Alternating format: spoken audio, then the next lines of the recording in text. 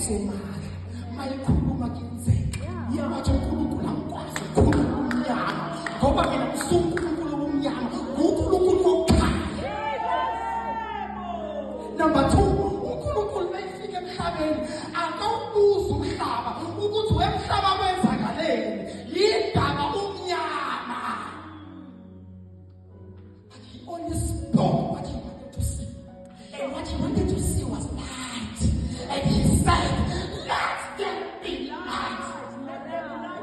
Number 3, masekukhulumile ukhanya umhlaba awuresistanga ukhanya ngoba sinenkinga yabazalwane basendaweni e-right, basendaweni e-right, base-house of rest. And generations ayakhuluma njalo athi let there be light. Akwamukele umuntu esengaphakathi beyikhuluma ngabantu kube ngumuntu